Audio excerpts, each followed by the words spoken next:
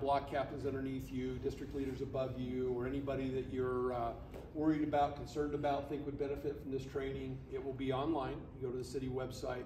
It's under the Emergency Preparedness webpage, left drop-down menu, and all of our trainings are there. So this is Lindsay. She's our communication specialist for the city, so we'll get started. My name is Paul Brenneman. I'm the emergency manager for the city of Cottonwood Heights. I also have a smaller role as assistant chief of police. Okay, they're probably flipped. But I have some special guests with me tonight. So this is John Salderraga. Say your name, John. Salderraga. I was not even close. And this is Erica Wendell. So they are our animal control and code enforcement officers. I'm going to introduce you to them and what they do just briefly, and then we'll move into emergency preparedness for pets, which is what we're here for tonight, right? So with our animal control and code enforcement, we have a chain of command, Chief Russo, then myself, but Supervisor Gary Young, Sergeant Young, is their direct report supervisor, and then you've John and Erica. Animal control code enforcement responsibilities. So they're two separate jobs, and they're both quality of life issues, right? So we believe that everybody's pet is a member of the family. Well, I shouldn't say we believe. I believe that everybody's pet is a member of their family, and we see that. It's kind of funny, when you mistreat a pet or you mistreat a person, you get greater outrage across the valley for mistreating a pet. It really is. It's a fact of life. So these animals are part of our family. We have established rules to protect those animals. And that's what Erica and John do. They deal with those quality of life issues associated with pets. But they also do another thing, which is code enforcement. And those are statutes that the city has enacted that make our life better. So you can't grow the front of your yard with 8-foot weeds or trash or vehicles that don't run, or because who wants to live next to something like that, right? We know that's a quality of life issue. So they deal, it's a dual role. And these are the two hardest working police officers or officers in the city. They're not technically police officers, but they can issue tickets for certain things. But these guys take more reports than my other police officers, hands down. So they really work hard. But more importantly, they're kind of nice. They actually do a good job. Nobody likes to be told no, but when these two tell you no, they usually accept that.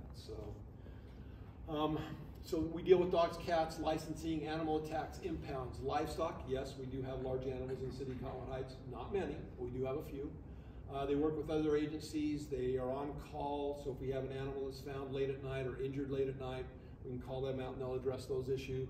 But more importantly, what's the very bottom of the list, which should be the top of the list? Disaster preparedness. We'll talk a little bit about how they assist us with that, right? Code enforcement, they deal with weeds and debris, junk vehicles, parking complaints. That's a huge one, right? These guys go out on snow day because you can't get your road plowed, right? And because somebody parked their car in front of the residence or your residence and the snow plows go around it or can't get in your cul-de-sac. They deal with that a lot. And then short and long-term rental issues. In the city of Cottonwood Heights, there's only certain areas where you can actually do short-term, less than 30-day rentals. And they have the responsibility for policing those. So renting what? Your house. So in other words, like VRBO or Verbo or whatever you want to call it, you can't do that in the city except in certain areas and you have to be licensed. So we deal with those. So,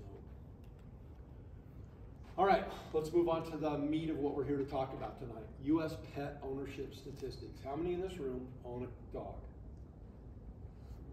That's it? You all came because you must be cat owners. How many own cats?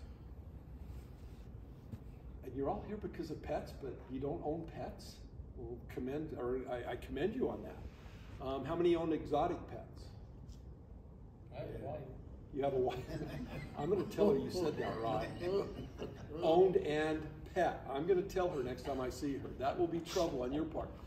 I take cash or Venmo, either way, or donuts. You can bring me donuts. I thought this was kind of interesting. So this is U.S. pet ownership statistics as recent as 2018, right? And this comes from, I forget it. Anyway, 34% of the households in the U.S. own dogs. 25% cats, birds 2%, horses 0.7%.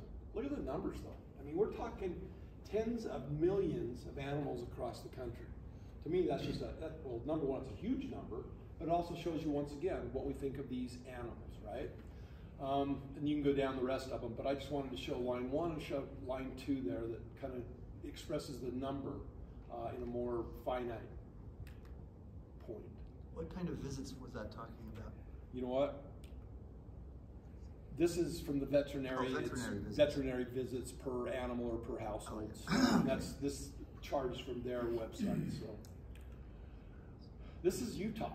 So 58.5% of us own pets. You guys are not a proper demographic for this, right? There was only about 5 of us, I think, that have pets in the room, and there's more than 5 or 10 of us in the room. So 36.2% of you made the right choice. Dogs. I'm a dog person. 24.7% own cats.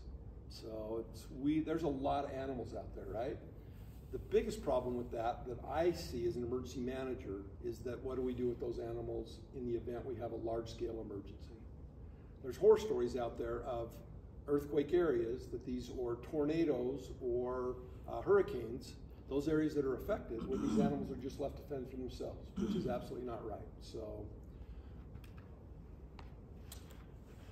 the biggest issue is, what do you do with this animal post-event? Do you have a plan? And if you haven't planned, you're going to be in trouble, as will John and Erica, me, the rest of your neighbors, because those animals won't be cared for, and that's a problem. So we want to make sure that we have a plan. Part of the issue with this pet, hey Troy, how are you? When we talk about a pet evacuation plan, it's not really an evacuation plan, it's a maintenance plan, right? But if we have to evacuate, do you know where your pets are welcome? How many of you have a friend or a neighbor somewhere else in the valley or outside the valley that will allow you to bring your llama to their house, right? Or their cat because they're your cat because they're allergic to cats, or your dog because they don't like dogs? Or have you thought about that? Where in a post-emergency are your pets welcome? I'm here to tell you they're not welcome at a shelter. We'll talk about that a little bit from now.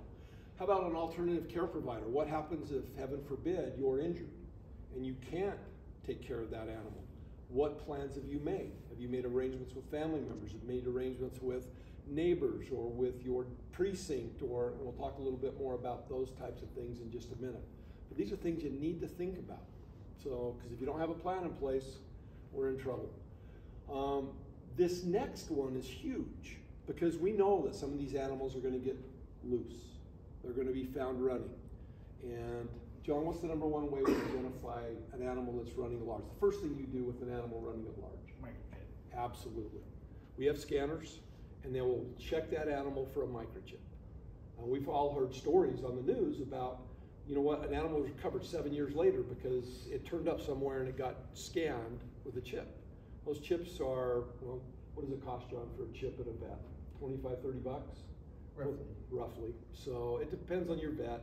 Humane Society is a different animal, literally, ha-ha. Paul stab at humor. Humane Society is a different animal. You guys are, it's going to be a long night. You keep not laughing at my jokes. Okay. Microchips are huge. A lot of these animals have tags, right? We put a collar on them. What happens when the animal is shy? Somebody, or not shy, but scared, somebody goes up to try and control that animal, grabs onto the collar. What do you end up with in your hand?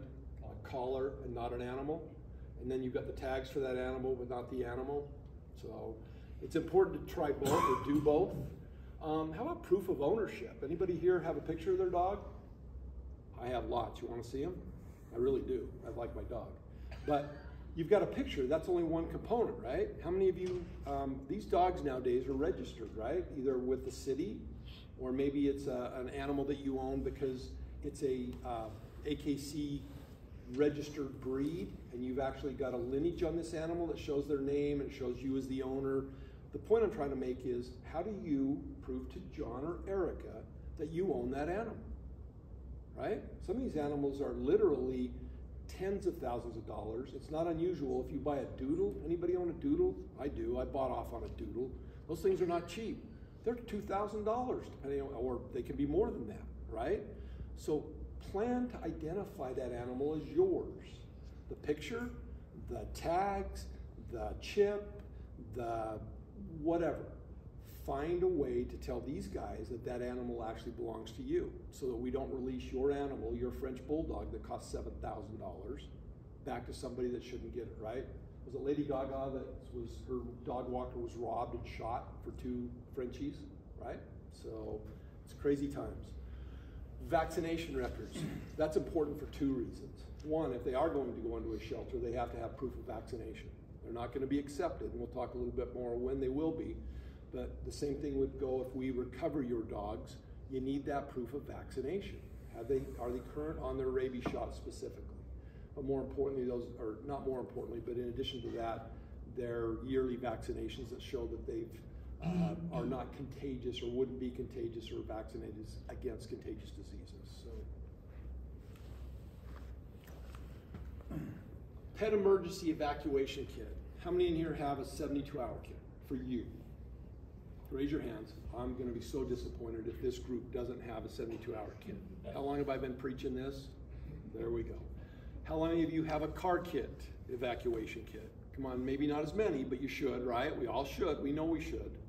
How many of you have a pet evacuation kit? Well, that's why we're here tonight, right?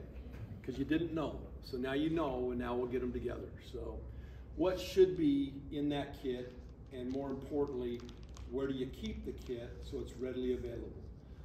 Your kit is not, I'll round up a few items for my dog when it's time to evacuate. That is not the time to get your kit. You might have no time to get the kit other than grab and go. That's why it's called the grab and go kit.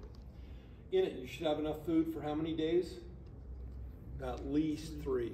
At least 3 days for your dog. So whatever that quantity is, like my friend who has a bull mastiff that's 220 pounds, a small Ziploc 1-gallon bag of dog food is not even a snack for that dog.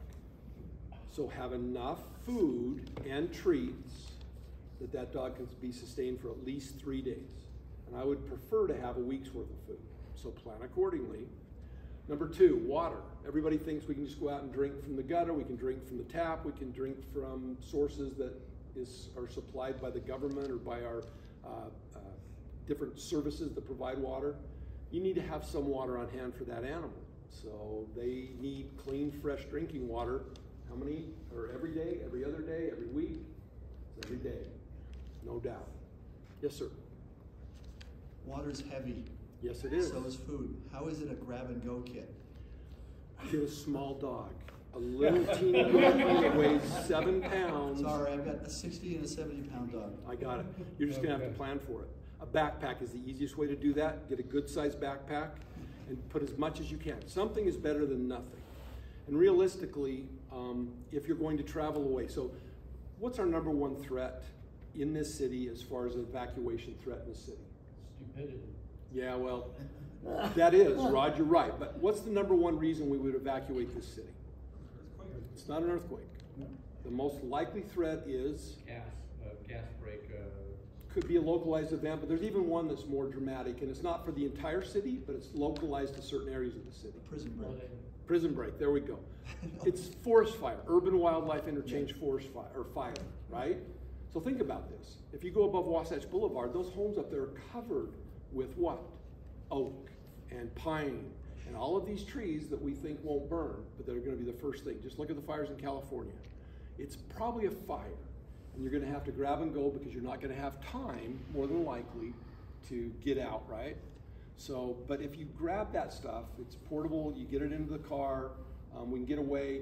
You're not going to be without certain resources. You're probably going to be able to get to a hotel, a family member on the west side, wherever it might be. That's the most likely. But in the event it is the big one, the earthquake, you're not going to come back for a while. So you got to kind of plan with that. But more importantly with the earthquake, the valley's going to be shut down. And so you're going to have to leave the Wasatch Front. And can you do that immediately? Maybe, maybe not, because we might not have bridges, we might not have roads that'll accommodate the mass exodus. So get enough to sustain that animal for 3 days. That's the minimum level. So plan for that. Number 2, food, water, collar, harness, and leash. I can't tell you enough. That animal will feed off of your fear, off of your stress. That animal knows when things are not right, right? So make sure you have a way to control that animal, both a short lead and a long lead. Have a way to tie that animal off if you have to maybe live out of your car somewhere for a couple of days and you need that animal outside the car but, you know, secured, right? Some type of control for that animal for a period of time. Plan for that. Short lead, long lead. Crate or other appropriate carrier. That is probably critical, because that animal's going to need to be away. It doesn't matter if it's your friend, your neighbor, your family member, a hotel that allows the animal in. To be able to control that animal in that environment is going to be required, right? But more importantly, it gives that animal, if they're familiar with it, a level of comfort. My dog, we call it the condo, because she goes to her crate. It's a wire crate, and that's where she sleeps. But when she's stressed, when there's new friends around the house, and she doesn't want to play with the new friends, whether it be my grandkids or somebody else, where does she end up? She ends up in her condo, in that crate, because it's familiar. It has her blankets, it has her smell, it has that familiarity that gives that dog comfort. So plan for that as well. Even though you never have a crate for an animal, you probably ought to think about how you're going to control that animal. And you may not want that animal in the back seat of the Saab or the Porsche or the Suburban. They could chew up seats. They could do all kinds of things in the back of the car. So, but plan for that. Grooming items, that's important for long-term. Sanitation. How many of you have dogs that visit your yard and drop bombs on your yard? It's not good. Make sure you plan for that if you're going to have the dog away from home. You're able to take care of the sanitation needs for that animal, right? And I keep going back to dogs. That's the primary thing that you have to control. Cats are a whole other animal. Same concerns would apply to them. But you want to make sure you've planned for that in your grab-and-go kit. Comfort items, that's huge. Their blanket, their toy. You're going to learn tonight from our K-9 group that those dogs work for their toy. They don't work for food. They love those toys, and that's their reward. So find those things that make your pet comfortable, happy, calm. Don't forget the treats. My dog loves her treats. That's one thing that we do every day. Twice a day she gets treats. So love those things. My Pet at a Glance guide. That would be a book, and it goes back to being able to prove ownership.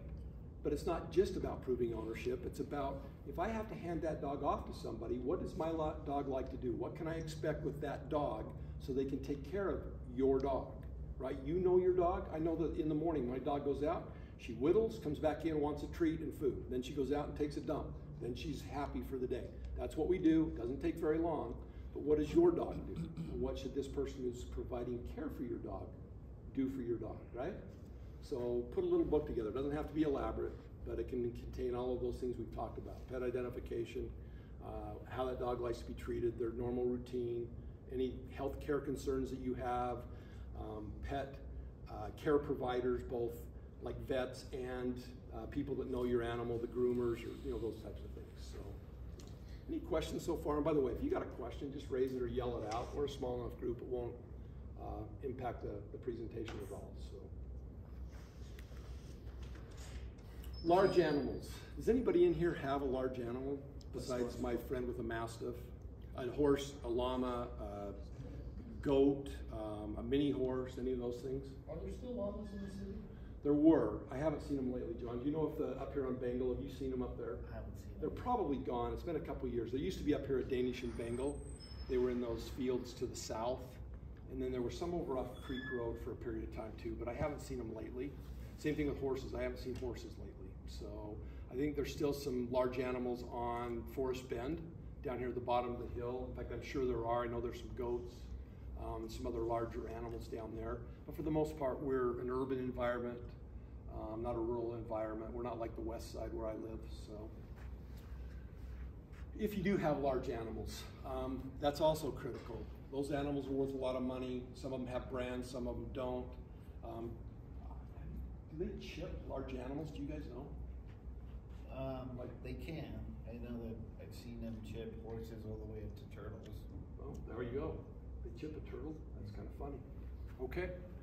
Well, anyway, once again, pet identification with large animals is critical, right? Because rustling is a crime. It's a felony in the state of Utah. So if you're taking somebody else's horse, we can hunt you down. A means of evacuation. This is critical. Do you have a horse trailer? You own a horse, you ride the horse in the yard out back because you got an acre lot, but you never move the horse until you have to, right? Machine gun fire and harriman, huge issue out there with trying to get animals out of harm's way and not having trailers readily available. That was a huge issue. Salt Lake County Animal Control has a large pet division unit, and they have some limited trailers, right? They only have like 3 trailers. That's it, for the entire valley. So you're responsible for that. So if you have friends, family live on the west side, tell them to get a horse trailer if they have a horse. So pre-plan your evacuation routes, and this comes into play with anything we do with evacuation, right? If it's a horse trailer though, you're not gonna take it, you know, off road to get your horse out. So pre-plan those evacuation routes. And multiple routes based on the type of disaster. How many of you go home the same way every night? Come on, raise your hand. We all get in a comfort. We go to our house the same way every night. Well, have multiple evacuation points or routes so you can get those animals out, and yourself. Boarding agreements, where are you gonna take that animal? Is it guaranteed space? So if I, you know, reach out to somebody in Alberta and say, I need to get my horse here, and they say, yeah, we can take your horse. On a normal day, they might be able to, but if the valley here gets shook, how many horses are in this valley, and this one provider in Alberta has, you know, space for 20 horses and he gets demands for 50, you're gonna be odd man out. Is your space guaranteed? And do they have food, water, and monitoring? So we have to be careful post-event that we don't get people that are trying to do, you know, nefarious things, steal our animals, right? So is somebody gonna be monitoring that large animal pen? And then alternatives to evacuation. And we're gonna talk a little bit more about this in just a minute, because we're not always gonna evacuate, right? Evacuation is what we don't wanna do. It's the worst case scenario. But if we don't plan for the worst case, we're gonna fail. So that's what we're talking about here. Alternatives to evacuation would be, I've got a pasture full of horses. I got plenty of hay. I got a creek that runs through my pasture. Do I need to move those animals? The answer is no. I guarantee you that 3-wire barbed wire fence wasn't shaken bad enough to where it's down, or bad enough to where we can't go and put it back up, right? So do we need to evacuate those animals? When to evacuate and what type of disaster specifically would require an evacuation? We talked a little bit about that, right? The most likelihood for some of you that live in certain areas would be a fire. And you would need to leave because we're not going to force you to leave, but it's not prudent to stay if the fire is bearing down on your home and there's not a way to get fire resources in there to fight the fire.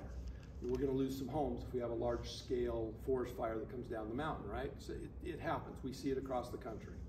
So would we evacuate in that? Anybody stay in their house? You don't need to raise your hand, but there's some in this room would say, I'm not leaving. And I get that. That's a personal decision, right?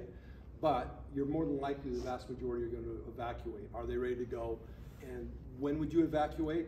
My recommendation would be, I would make the plans and start gathering my stuff the minute I become aware of that disaster. So for example, up Ferguson Canyon, we get a small forest fire up there, and the Forest Service and UFA start saying it's coming down the mountain.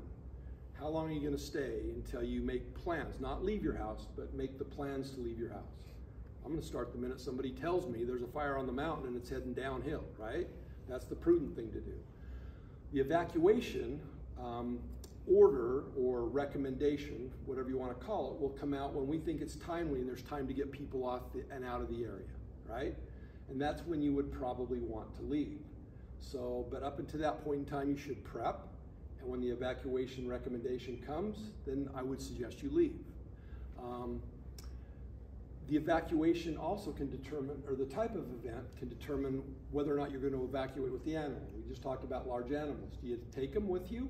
Maybe if it's an earthquake and they're secure, you'd probably leave them and then come back to take care of their needs. If it's a fire, you're probably going to load them up and take them with you, right? Smaller animals the same way.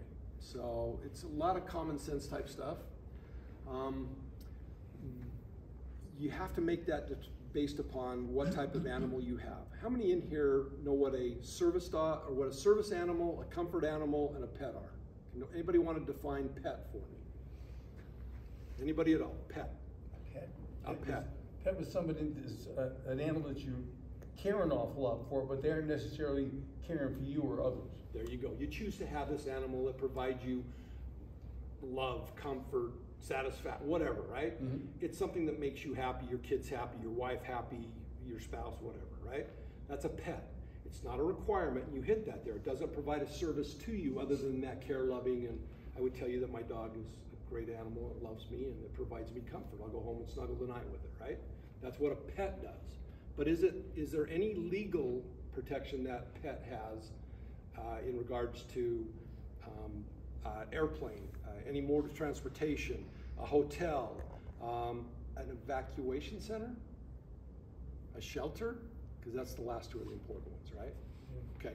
Does anybody know what a comfort animal is? You see them all the time. You see them, we see YouTube videos. Go in and YouTube or TikTok or whatever you use, comfort animal incidents on planes. Hilarious. Tarantulas, iguanas, snakes. Is that a legal illegal? We're going to talk about that. Oh, absolutely. Because everybody thinks my comfort animal has a right to go with me anywhere because I depend on that animal and it keeps me calm and cool and all of that. That's a comfort animal. You'll see them all the time. They have their own little vest. Comfort animal. What else do they call them, John? Have you seen them on the vest? Emotional support, right? That's another one. Emotional support animal. That's not a legal protected animal. There's only two animals that can be the next classification. That's service animal, and that one is actually protected. And those are a very rare breed. Go ahead, laugh. Come on. Rare breed animal. There we go. You guys. A service animal actually, and I pulled this directly off the ADA's website, they are legally protected. If you have a qualified service animal, you have a right to have that animal with you, right? It can't be restricted, can't be prevented from taking them on a plane, from a shelter, from a form of transportation, from a hotel. But what they are is, under the ADA, a service animal is defined as a dog that has been individually trained to do work or perform tasks for an individual with a disability. The tasks performed by the dog must be directly related to the person's disability. That's the legal definition of service animal. And what that basically animal does is they provide a service to that person, and it's defined legally what that service would be. Does anybody know what the second animal other than a dog can be as far as a legal service animal? Anybody at all? Go ahead. Is it a horse? It's a mini horse. Kudos to you. If I had candy, I'd throw it. On the spectrum, we have a service animal. There you go. Perfect. So you're well aware of what this is. And I really think those comfort animals and emotional support animals do the service animals a disservice, because they bring, the one thing that I was always told is that if you approach a service animal, they'll never pay attention to you. They're paying attention to the needs of their person. You're not going to rile them up. You should never go up and touch them or high fluffy or whatever. You can do that if the person gives you permission. But if you watch him in a restaurant or on a plane, Ken, you've flown your service dogs, his K-9 service dogs, hundreds of thousands of miles, right? Those service animals sit there and they do nothing to react to the public. Nothing gets them, for the most part, upset, right? They are in control. Their training lapses, but well, yeah. You have to go through a lot of training. It's huge. It's huge, and they get certified, and then the trainer has to, you pay all kinds of money for this training, and then they take you into, you have to go do a test like in the Home Depot or somewhere. And they take you, it's wild. But the thing is, the point is, those animals are in control. The ones that you see that aren't the service animals, you may get anything from an in control to an out of control animal. And the other thing is it can be anything. I literally have seen my tarantula is my emotional support pet, you know, those kinds of things. So.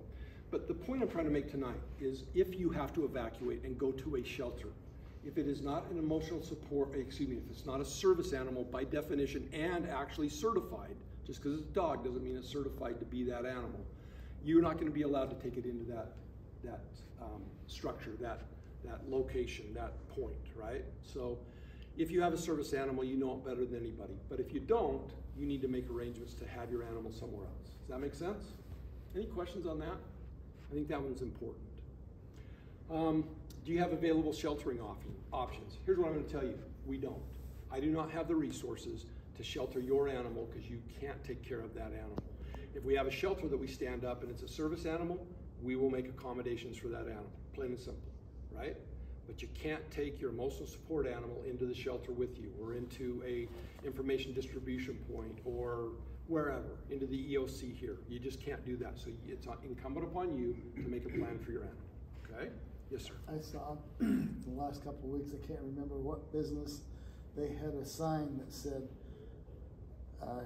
service animals welcome, emotional support, no. We're seeing more of that, aren't we? You know why that is? Because people abuse it. So, and your animal is welcome, but the rest of them, in my opinion, should not be. So. Actually, I'm surprised. I've been in restaurants and see people with a dog coming in there, and I think, I'm sorry, there's a health is a status here. I mean, you can't have, now if it's a service animal, they're trained for that, but if someone's just bringing a dog in, which is what's happening, that dog doesn't belong in a food service area. Sure. And like I say, that's an issue for the restaurant itself because they can accept them in. So, and then I don't know what the health concerns from the health department are, but I'm sure there's some rules and regs. You know anything about that, Joe? It's a tricky situation. Really You're trying to, you know, let someone go and patron the business, you know, but there's only like 3 things that we can ask someone if they have a certain dog. Like we can't sit there and ask them for documentation. We have to ask 3 specific questions. I'm trying to remember, what kind of service does it provide? That's one of them. The other one is, I apologize. I was unprepared for that question. So John wasn't prepared to present tonight. Yeah. So he's doing this off Is the it cuff. possibly, what is your disability that the dogs, because We it mentions can't, no? we can't ask about Can't ask about disability. disability. You can Okay. ask what services, for sure you can ask what services the dog provides. Okay. And a lot of them will go, that's my emotional support, and that ticks the bell and says, oh, so it's not a service dog by definition, and they'll say, oh, no. Rob. You walk into a business and the front door does have some signage, and service dogs welcome, others are not, Right. or words to that effect. You get into the store and you see Joe Schmo animal, and you know this thing is not a service animal. Okay, with that person, all right. But is there anything I can do to talk to the business, to force the business to do what it says? Not to force it. That's a business decision. So you can ask them what their policy is, you can talk to the manager, but it's not a legal issue as far as a criminal. They're not even following act. their own I policy. get that, but realize they don't have to follow their own policy. They're a private entity. Does that make sense? The way you can choose is not to patronize their business. Yeah. Take your customer or your business away from them. So my guess is you would get a very positive response, or they wouldn't have let that animal, or you would get a positive response, they wouldn't have posted the front of the business that way. And you can express your concerns, and they might act, they might not. But I think they would probably police their own if they posted the signs. Well, once again, take it up with the management. So, all right, do you need to evacuate? That's the final thing. That's a decision you have to make. Sometimes it'll be obvious, sometimes it won't. I would never tell you always have to evacuate or you never should evacuate.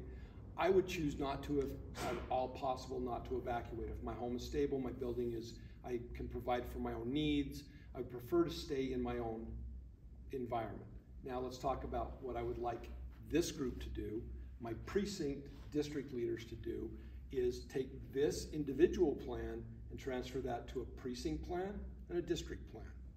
Because realizing that we can provide these services locally is the best way of going about doing that. Does that make sense?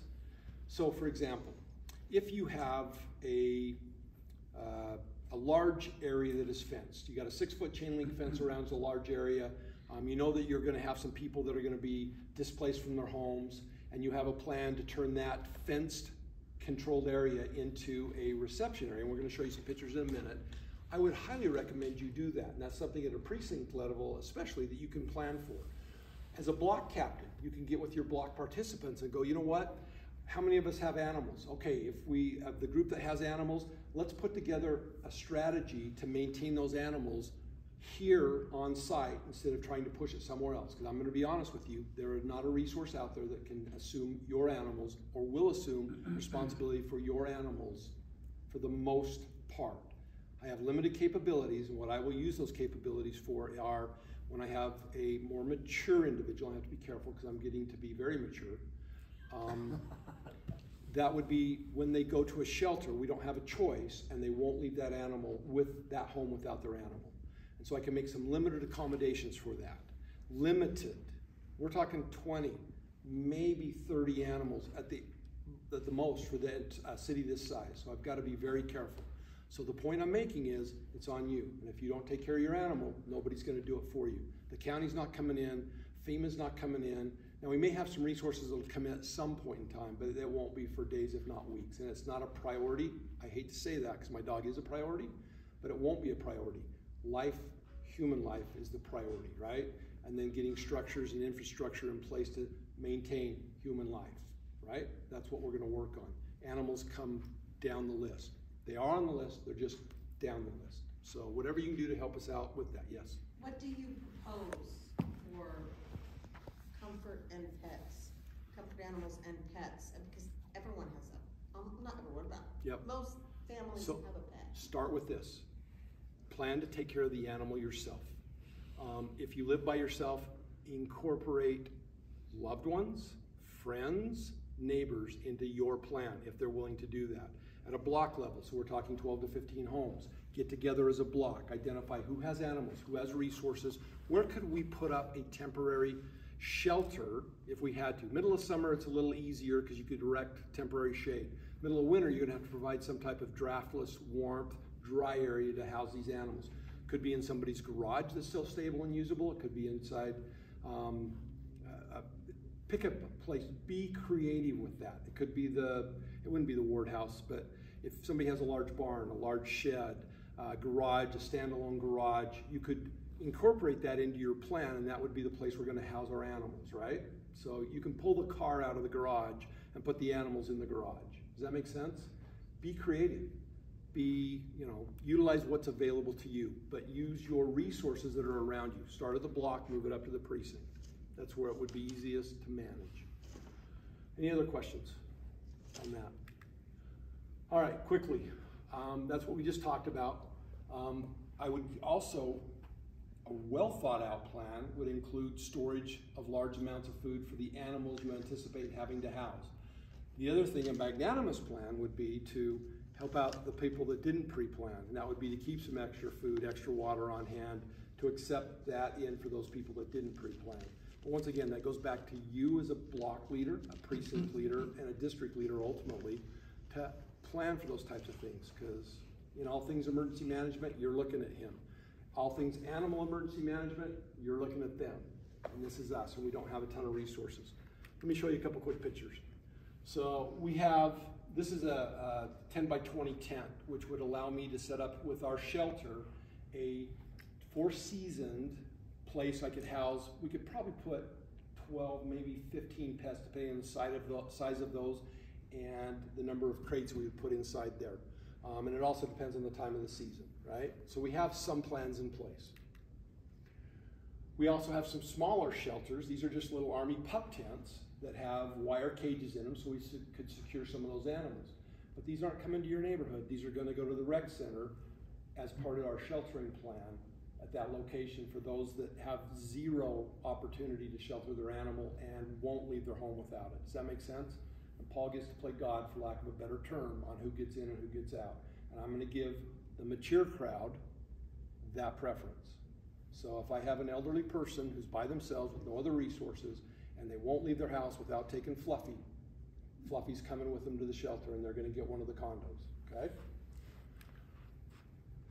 This is our Sandy Animal Shelter. This is going to be overwhelmed and won't be a resource. This is a day-to-day resource. If we had, on a very limited basis where we had to evacuate somebody and had no other resources, we could take an animal or two here. But Sandy, this is their shelter, and it would be very limited. Salt Lake County has some limited resources as well, and we would reach out to them because they do have some additional space that we could ask them for. But once again, in time of crisis, if I have to reach out, get permission from them, and then deliver the animals to the middle of the valley, the crisis could be averted if you've done your pre-planning, your preparations, and you're willing and you're able to take care of your personal needs, right? Does that make sense? We do have, anybody in here have a snake? I already asked. You don't have to do that, but I just hate snakes. But we do have resources for reptiles, and there are a lot of them out there, right? We see a lot of snakes, a lot of lizards of different types. We even see, I've got a granddaughter who has a hedgehog. Who wants a hedgehog? They're not very big, but, so we do have some other resources that would assist us with specialty type animals should the need arise. But once again, if you're planning on somebody else to do or to handle your responsibility, it's gonna fail. So So, do you guys have any questions about what we've talked about tonight? It's been a lot of material to go over. Okay, I hope this was useful. Get a 72-hour kit, call it a grab and go, plan for enough resources for those animals to take care of them for at least 3 days. We want you to plan on a week, but that's up to you. So, and I'll tell you this, your animal's not gonna starve to death in a week. Plain and simple, they will not starve to death. So any food is better than no food. Let's take care of Fluffy, and my dog's name is Poppy, so take care of Poppy. Plan for my dog, and we'll go from there. All right, I'm gonna introduce some important people. They're not as important as John and Erica, but they're important. Sergeant, you wanna come on up? Officer Gainey, Officer Blaisdell, come on up. I promised you guys that I would bore you for 30 minutes and then I would entertain the hell out of you for the next 30. This is the Cottonwood Heights City Animal Control, I'm sorry, K-9 unit, -1. We have one that's out on injured reserve right now. So I'm gonna turn the time over to Sergeant Etchill, but I will toot their horns. I think there is no better K-9 unit in the valley. There's been some bad publicity over the last few years, has absolutely zero to do with these guys. These guys do things the right way, they do it the accepted way, they do the best practice, and these guys make us proud. They also won first place in narcotics detection at the most recent Utah Police Officers Association statewide trials. So they kicked some serious butt. So I'm gonna turn the time over to them. You've got them for as long as you need. We're gonna plan on 30 minutes, but take it away. Okay, well, again, I'm Sergeant Etchill. All three of us have dogs. We do have one more dog. We'll introduce you to the dogs here in a little bit. We'll just kind of go through some introductions on what we do and how we do it, just so you're familiar with it. Just to go back with, I do have the answer with what they asked earlier, about the service animals. I've had to research this. For service animals, only 2 questions can be asked. One is, do you have a disability? They don't have to say what the disability is. Do you have a disability that the dog is trained and certified to address? And the second one is, what is the task that the dog is trained to do specific to your disability? Those are the 2 questions that could be asked for the 88 dogs. So anyway, all right, now to move on. So all of our dogs are what we call dual purpose certified, trained, which means they're trained in both detection and in patrol work or apprehension. So all 4 of our dogs are narcotics detection dogs, and obviously that takes that's the lion's share of what we do and what they do is narcotics detection. They're also trained in patrol work, apprehension, so they're trained to, basically it's a searching tool. You know, most people when you think of police K-9, what does everybody think?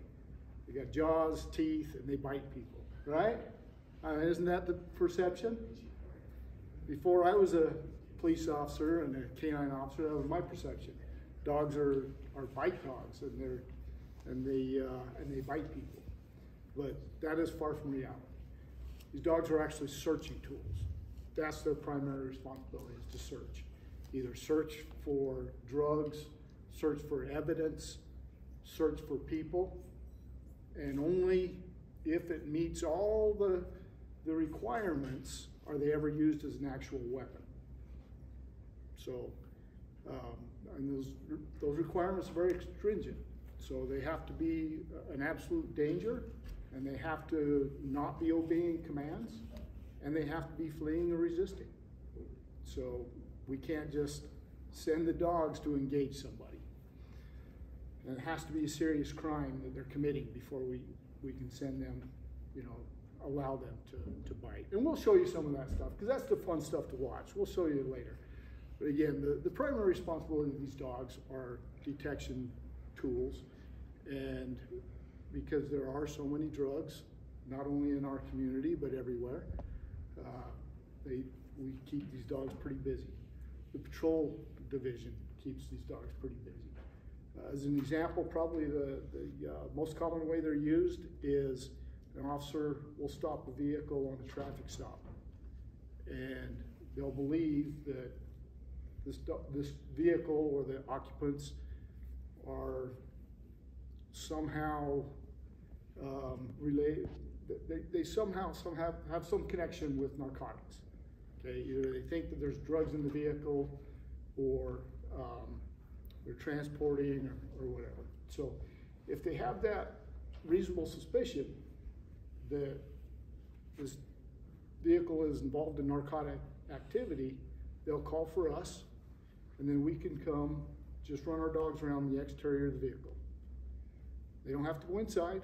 All they have to do is run around the exterior, and their noses are so sensitive that they can smell what's inside from the outside.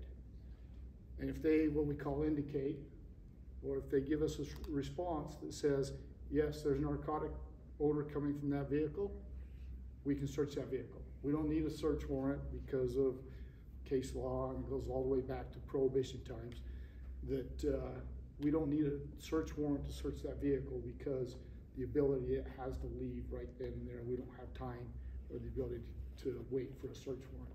So we can search that vehicle with the indication of the dog. And I don't remember, I'm not sure what the latest statistics are with our dogs, but it's well in the 90% that if the dogs have indicated that there's narcotic odor in that vehicle, we find narcotics. Once in a while, there might be a time that we don't find it. Doesn't mean it's not there. We just can't find it. It's hidden too good, or it's recently been there, but they've just taken it out, but that odor is still inside. But there's rarely a shift that goes by that we're not using these dogs for the drug detection.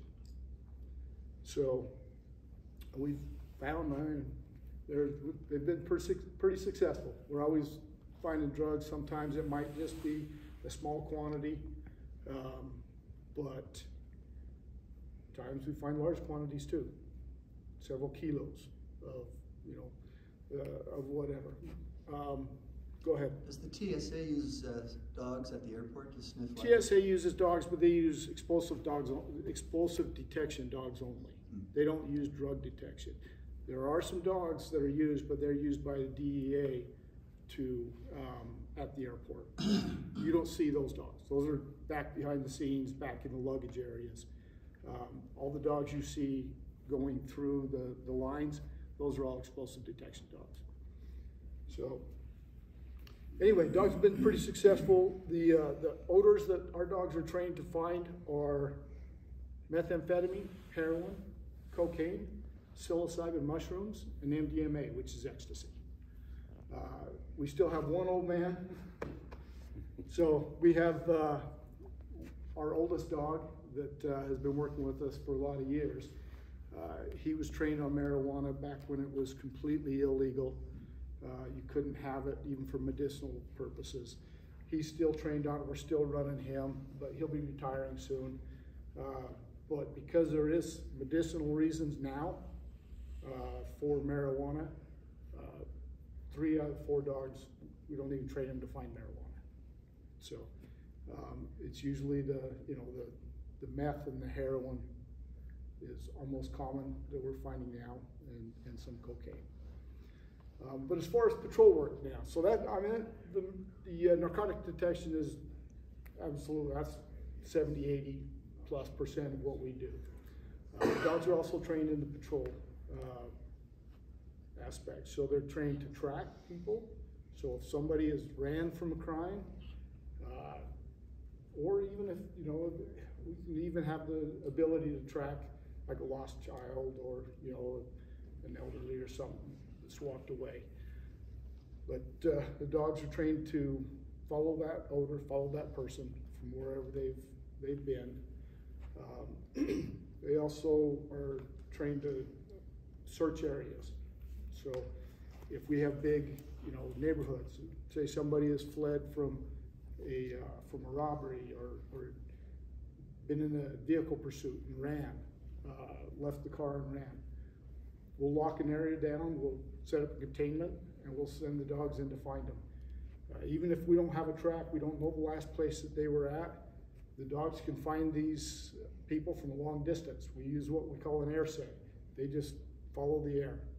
And you know, it's not uncommon for these dogs to be able to smell somebody up to a quarter mile away and be able to work right to them, just following the air currents.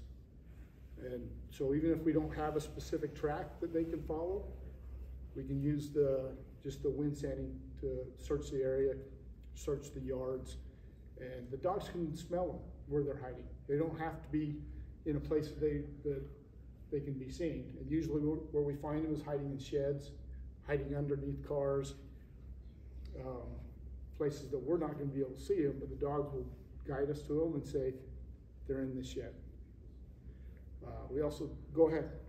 Are the dogs permanently paired to an officer, or will they have multiple handlers over the lifetime of their service? So most handlers, once we get into it, we're pretty devoted to it. So we don't want to leave. We don't want to get out. How many years do you have, Ken? In dogs? In dogs, I've been running dogs for about 24 years, 23. So is the dog your personal dog, and you are hired as a team? So the dogs are the property of the department. They're owned by the department, but they're assigned to us 24/7. They become part of us. They become part of our family. We take them home with us. We care for them. Even if we go on vacation or whatever, we still have to make sure that we're providing for those dogs. So they're assigned to us. They stay with us. They live with us. We don't go very many places without them. So yes, they're our dogs. We get pretty attached to them, just like most of you have animals. If you are with your animal 24/7, you're going to get pretty attached to it. So it's not typical that people will leave the unit, but it does happen. But if you personally got a better offer from a different city, the dog would stay here?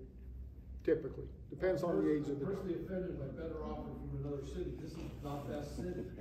Yeah. Yes. I've heard your statistics and I support them. You could do better though. Okay, I know there's some over here too. Go ahead. Can you, is the dog trained to, like, not pick up stuff when it could?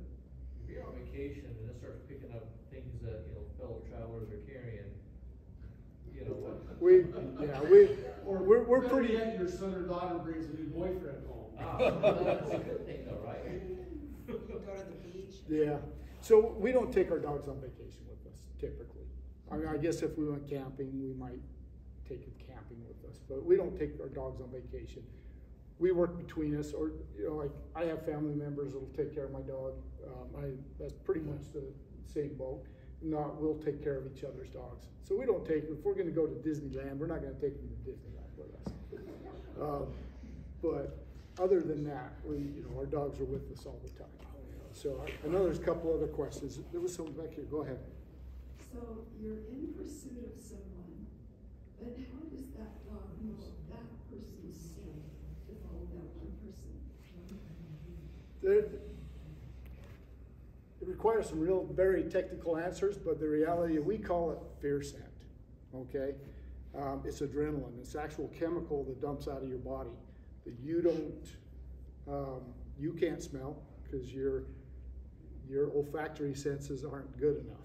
But these dogs whose olfactory senses are 7 million times better than ours, they can smell that. They can smell that chemical that's being released from your body.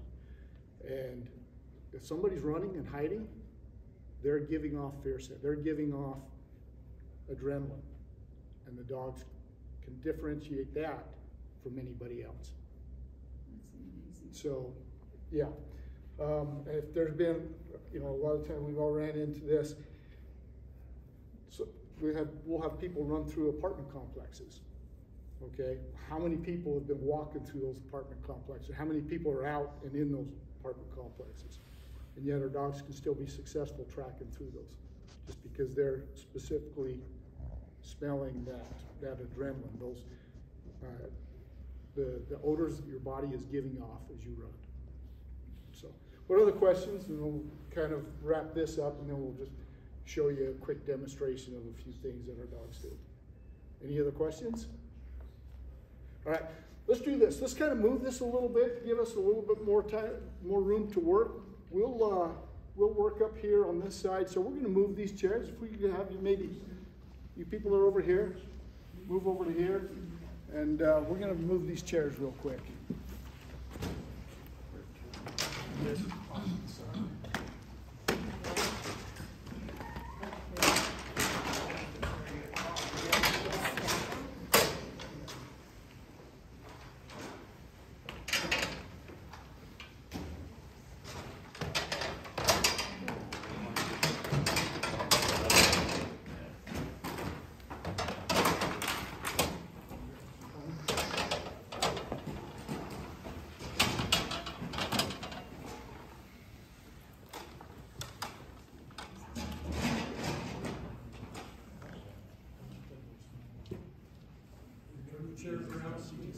Yeah, you're welcome to move your chair, stand, or whatever. We'll just try to stay in this area. Keep you safe. Our dogs are actually pretty social. So these dogs, they live with us. They live with our families.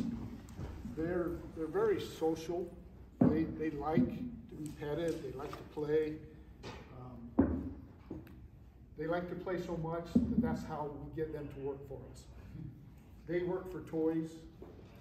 They work for a pat on the head. They work to please us. So again, we reward them with toys. Yeah, go ahead and grab them.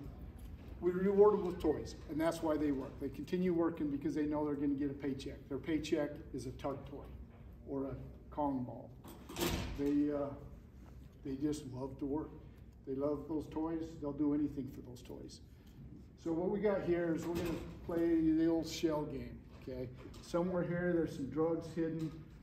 We'll let you see how the dog tells us when they find the odor of narcotics, okay? So if a dog is searching the exterior of a vehicle and he recognizes the odor that he's been trained to find, he's got to tell us that he's found it.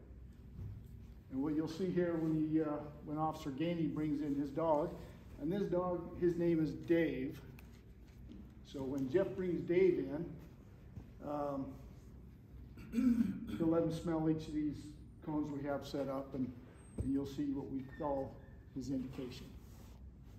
Is there a particular breed of dog that you always use because of their abilities? I mean, you always hear of bloodhounds for that kind of thing, but so for apprehension work, it's usually the shepherd breeds, okay? So we call them pointy ear breeds, the shepherds. And so Dave here, Dave is a German shepherd. He's black, but some German shepherds are black. So calm down and sit in the truck for a while. So he's gonna.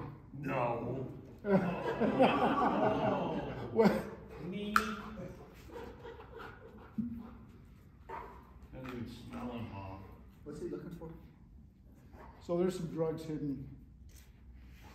Oh, how about that? Good boy. So again, when he recognizes the odor, he's a little excited. Been sitting out in the truck too long today. He lays down where he sits. He stares at it. Okay. So he stops searching, and oh yeah, sorry, I gotta move these here. So he stops searching, and he stares at where the odor is coming from. So if it's in a vehicle, if he's smelling it from coming out of one of the windows, he'll stop at the window and he'll smell it. If he smells it coming out of the trunk, he'll stop at like the seam of the trunk and stare at it. And that tells us where it's at, and then it's present in the vehicle. All right, we've moved them. Let's see. You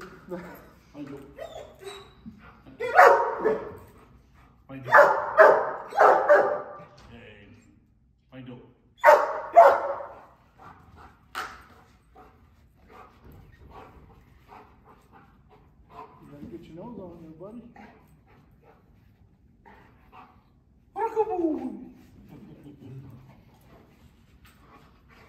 Hey, let's do it one more time here.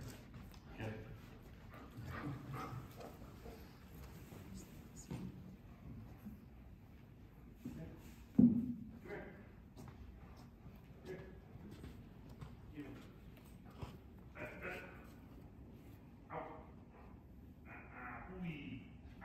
So what they're working for is for their toy. They don't care about the drugs. They really don't care. They've been trained that when they find the odor that they've been trained to find, to tell us that it's there, and then they get rewarded by using their toy. So pretty much everything that they do, any command we give them, they get rewarded with their toy for doing it.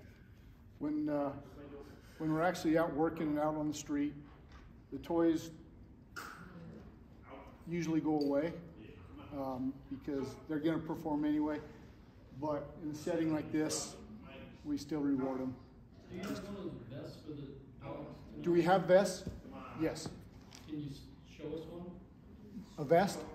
on dog? Yeah. You want to?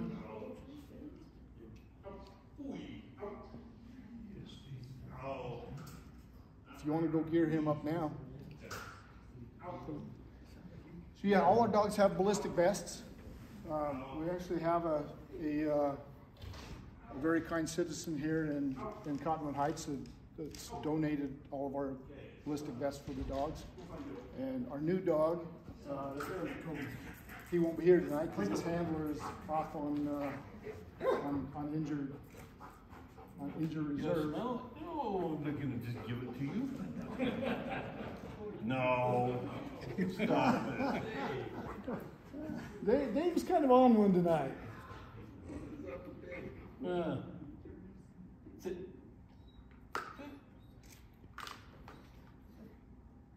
Good. Yes.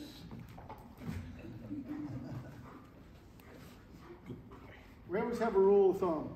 When is a dog not going to perform? When everybody's watching. Dave is actually, he's having a little off night tonight, but Dave is actually one of the best, if not the best, drug dogs in the state. So we usually have him do this because he is right on, but Murphy's. Yeah. What's that? We won't blame it on Jeff tonight, not you. There we go. So again, I was starting to say as he came in, Dave is a 6-year-old. He'll be 6 in March. So 6-year-old German Shepherd. He's full-bred German Shepherd. So some of our dogs are, we have a little bit of everything. So the dog that should be on his way in here, he's a Belgian Malinois. So he's a full-bred Belgian Malinois. That coming in? Yeah, he should be on his way in. So the dog Kai, he's a Belgian Malinois. It's still a Shepherd breed, but it's comes from the Dutch breeds rather than German. And then my dog, when I bring it in, he is a Dutch Shepherd. You'll see he has just a little bit different look. And then our fourth dog that's not here tonight, he's a mix between a Belgian Malinois and a German Shepherd. So, but they're all Shepherd breeds. We call them pointy ears Shepherd breeds. And the reason for that is because these dogs are genetically bred for this work. And most breeds won't do what we require them to do. So we don't expect your pet to go fight a person, go engage a person, and stay with them when the fight gets bad, unless they're vicious and you can't have them around anybody. So these dogs, the reason why we have them is they're what we call stable.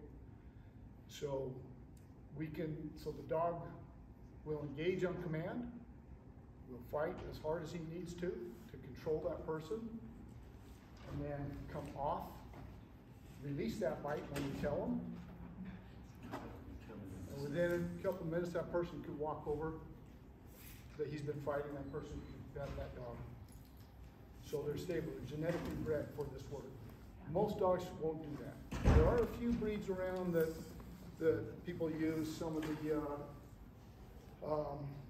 like the Rottweilers, the Dobermans, Had some success with some of those breeds, but it's basically shepherd breeds. What's the necessary investment for the dog and separate for training? Well, let me answer that in just a minute. What we're going to show you here is, again, these dogs are trained. So Kai, let me show you. Come on, Kai. Kai's my buddy. Kai's not vicious at all. He's a sweetheart. Okay? But if Devin here, Officer Blaisdell, tells him to engage me, he will. So there are times that it's just not safe for us to approach somebody, especially if they're maybe armed or if they're violent. For us to go engage them, we're gonna be fighting. It could be very unsafe for us. We can send the dog in to control that person. Safe for the dog, safe for us. Is that his list? Police to the K-9, suspect in the room, come out now. Send the dog, he's gonna bite you. Suspect, come on out. Show your hands. Show your hands. Hi, close. Close. So yeah, he tells him to bite me. I was just petting this dog. He tells him to bite me, he'll bite me. He tells him let go, he lets go. So again, that's why we use these breeds. These breeds are genetically built for that. Okay?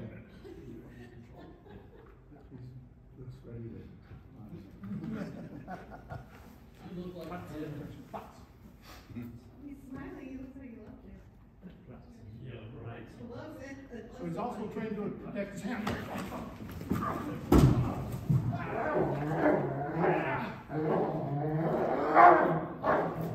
So he's trained to protect his hand. So if he tells him to sit and to stay, he'll do it unless his handler gets attacked.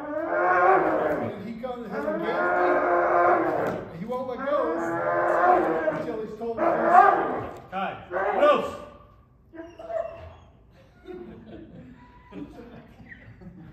So again, tells him to let go, he lets go. Good thing. Exactly. But the dogs aren't trained to injure. They're not trained to hurt somebody. They're not trained to be mean. They're trained to work on commands. They're trained to control a violent suspect or a fleeing suspect that won't otherwise. Go ahead. Where do they bite a suspect? Anywhere they can. Anywhere. So we use these. This is protect the sleeve, obviously. So when he's coming in, I feed it to him. Okay, I put this out in front of me. But if I don't have this, I'll take whatever he can get. And we train him to do that. We have. You'll see when I grab my dog. Sorry, these dogs, they fight. They wear you out fast. They'll bite whatever they can get. So when I bring my dog in here to show you, we're going to have Officer Gainey in a bite suit, a full body bite suit. You'll see that if he doesn't feed him anything, he'll just come up and take him center mass. Okay, wherever he can get. The biggest target is what he'll take. So I think he's just about ready. Give me just a minute. What? How long does it take to get the dog to this point? Takes quite a bit of time. So to 6 certify, months, a year, 2 years? yeah. So these dogs, they're usually about a year and a half old when we get them, and then we start training. To be certified through the state of Utah for each of the different tasks, there's a minimum training that they have to go through. So it's 320 hours minimum, plus they have to pass certification for patrol work, and another 320 hours for detection work. So they have to go through that training, that class, and then they have to also not just go through the class, they have to pass a certification at the end. So How many hours of recurring training do they do these dogs a week? state statute says we have to do 8 hours a week. So it's actually It's a law that says we have to maintain 8 hours a week. And how many times do these dogs engage with it? Not very often. Most people are intelligent. They give up when we advise them or tell them, and it's not very often we have to. I think since we've been a department, which is coming up on 15 years, remember I think there's only been 5 or 6 times with all the dogs combined. So, but those are violent people that, you know, we didn't really have a choice. So that's one every 3 years or so. So it's not very often, but it's a tool that we have to have. It's like our firearm. It's a tool that we hope we never have to use, but it's there if we need it. The dogs are the same way. We're not out looking to try to have our dogs engage somebody, because there's a possibility it could injure our dogs. We don't want that to happen. So they're trained to do this in case we have to. We hope that we don't. So let me go grab my dog. Be right back. So in 5 years that me, I don't think any of it, neither one of our dogs actually have a real bite on the streets. So, Sergeant Angel had, back in his old times in West Vernon, a lot more. I think he's only had one up here. So it's not something that we look for, we do a lot. Because like if we had a situation kind of like this, we're looking for a bad guy in the building, we don't want to send our dogs in there because we don't know what he has. We don't know if he's picked up a knife, if he's picked up a gun. Because not only we don't want to lose our dog, but if he does have a gun, now we got to go get the dog, and then it just makes for a whole lot worse situation. It's much easier for our dog to say, "Yep, he's in this room," and then we can call SWAT, and then we can use gas, we can use whatever other tactics we have to get that person out. So really, he talked about it earlier, but our dogs are searching tool. That's their main thing. They're going to tell us where that guy is, and then we'll assess the situation from there. If we need the dog to go in and get him, We don't want to lose them. Yeah. Not only just like them, they're very expensive. Yeah. Especially all the time. They're all hard time to put it into. So again, dogs work for toys. They work on commands. So if I tell him he has to sit, he has to sit. Plus, tell him he's got to lay down, he's got to lay down. Sit. Again, everything is on command. If I say that he can't engage him, he won't engage him. If I say that he can, boom. Again, he takes what he can. Oh, stop fighting my dog! Ah! Boost! And again, they get rewarded by their toy. They love their toy. So they're push. Push. Yeah, he's like, yeah, I like that guy. Ah, come on, push. Look. So they work for their toys. They love their toys. But they have to be obedient. Okay? Sorry, I had an itch. He's thinking he's being told that they can go. So they're not, their intent isn't to injure, their intent is to control. So they just go up, they hold, they control the person, and then they'll stay on, they don't let go until we tell them. So they're not just going in and biting somebody just to bite them, bite and let go, bite and let go, bite and let go. They're trained to bite, hold, control it with some pain compliance, control them, and then come off when we tell them. One more time? Yes. Good. It's just. What's the command to get this dog? It's out. Out? Out. Out. Yeah. Out. Out. Boost. Out. Boost. So the boost has come back to me. The house is let go. He does like fighting, Jeff. Good. Sit. Yes.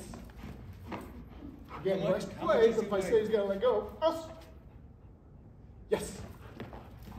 Looks like about 35 pounds. How much does he weigh? He's 50. But yeah, he's a little smaller than the rest of them. Us. As much as he likes his toy, if I tell him he can't have it, he won't take it. Boos. Hey. Boos. What's his name? This is Odin. Odin? Yeah, and he is a 3.5-year-old, 3.5-year-old Dutch Shepherd. So he's a Dutch Shepherd, where Officer Gainey's dog was a German Shepherd, and then Officer Blaisdell's dog was a Belgian Malinois. They're all, their beginnings are European bred. They all come from Germany, Holland, Czech Republic. That's where they're originally, the breeds originally came from. So. How long is their working life? Average of 6 years. They work for 6 years. Kai has already been working for 7, so he's right towards the end of his. And we try to retire him while he still has some quality of life, you know, before they start getting injured and old. Does their officer have the opportunity to take them in? Yes. So when they retire, they have the officer, the handler has the first option to take the dog. And we get so attached to these dogs, we don't want anybody else to have our dogs. So the city actually will surplus that animal, and then we donate the dog back to the handler. So again, Who's the vet for? the big point I try to make is these dogs aren't vicious. He's not vicious. He has no problem going in and mix it up with big Officer Gainey, but he's very stable. Who do you use as a vet for the dogs? The vet, our city vet, the one that we use for our maintenance stuff is the Canyons. Yeah, The new one, yeah, it's Canyons, right? Right there on Fort Union, about 1800 East Fort Union. And behind They're- Sugars. Yeah, they're great. They've been really good to us. So, What level of body armor is that? I mean, he doesn't have his on, but I believe it's a level 3, I believe. What does it mean? So, what's that? What does it mean? Just how, it's flexibility versus penetration. So it's, you know, the dogs still have to be able to move. They still have to be able to work, but we don't want it so thick that they can't work, but it's gotta be thick enough to stop ammunition. So they're rated to stop handgun rounds, they won't stop rifle rounds. They typically have 2A vests or 3 vests, which is what we're talking about, up to a 357 Magnum. So, but they won't stop rifle. I'll take them out. We'll be right back. Once the dog is fully trained like this, can I ask what the dog is worth?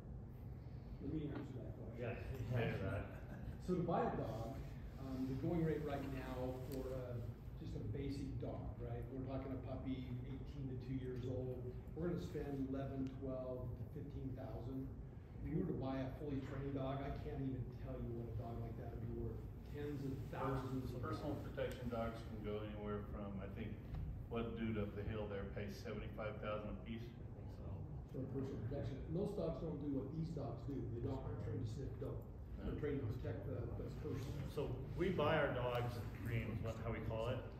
So the dog, it might know how to sit, lay down, and might have done some puppy sleeves is what they call it in the really beginning bite stages.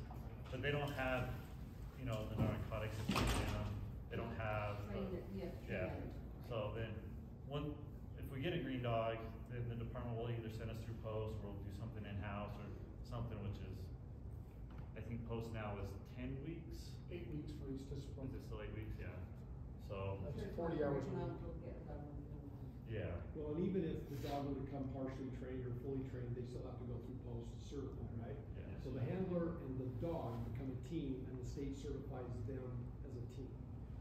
So, And how did all of you learn how to train these animals? well, let me introduce you to Ken Etchell, who's the premier trainer in the Western, if not the entire United States.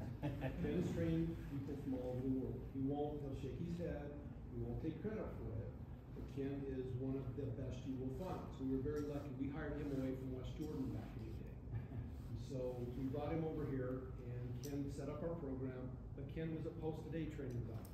This man is certified, how many dogs do you think you certified, Ken? Thousands? Yeah. So, but those, anyway, I get off, I wanted to make sure Ken gets his due credit. Now, these handlers, don't take anything away from them. These dogs are the way they are because of what they do. They really are the best of the best. So it's a passion for these guys. So the post is Utah Police Officer Standards Training. That's the entity that all officers have to go through to become an officer.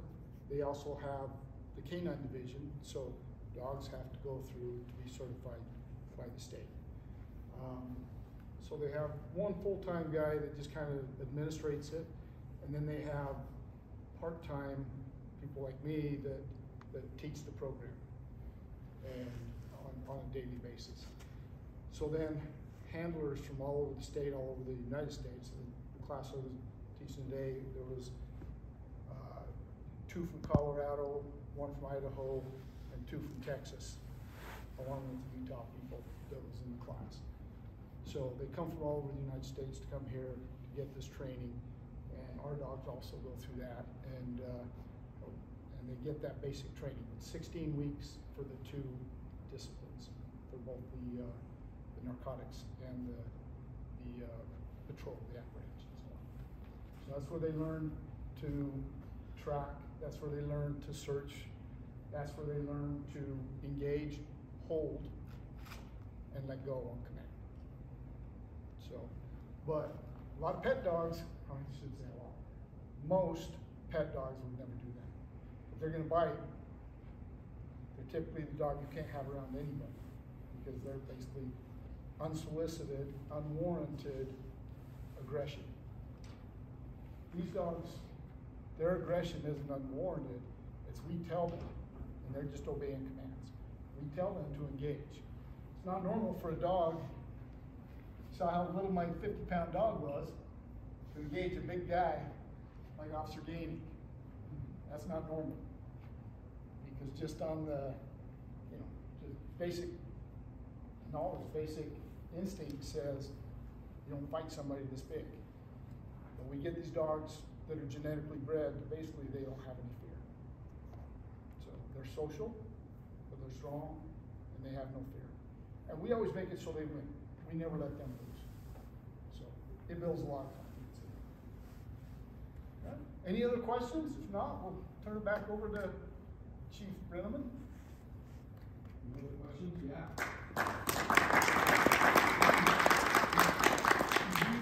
We 4 dogs total in the department. That's 1/10 of my department is dog handler. We think it's very important. These guys provide a great service. We don't like having illegal narcotics in the city, and these guys take care of those issues for us. We've got officers that use these guys as tools on the street when they have cause to ask for a search. And these guys find a lot of dope. They really do. So it makes our community safe. So, anyways, can you tell them how often you guys bite versus find dope? I mean, we're talking 98% dope. 80–90% of what we do is dope. And I do apologize, I forgot to answer your question. How much do we pay for these dogs? So, as I set that foundation, we buy these dogs for their genetics, and they're not cheap. So most of these dogs are imported from Europe or other areas, and right now the going price for an untrained dog is right around $11,000 per dog. So they're not cheap, but how do you put a price on certain things? If it's going to save somebody's life, how do you put a price on that? And they'll find sometimes in one seizure more than what it costs to train and purchase that dog. So, any other questions? If not, You do some hopefully that answered. you do a lot of searching in the summertime in the canyons. We don't do much in the canyons. That's out of our area. And there are what they call search and rescue dogs for like lost hikers and stuff like that. They're specifically trained for that purpose. We call them SAR dogs or search and rescue. They're trained for those rural environments. So, and they never bite. They only bark when they find somebody. Do these dogs go into the schools looking for dope? on request. So that's kind of, it's a touchy subject at times. Some schools will have them in the school district themselves. We don't do it as a matter of routine, but when there is a need, we're going to accommodate that request from the school district. They decide on this. They have their policies, and so we don't violate their policies. But yeah, we're happy to, do whatever we can to help the community. So, all right, well, thank you. Thanks for letting us come and show our dogs.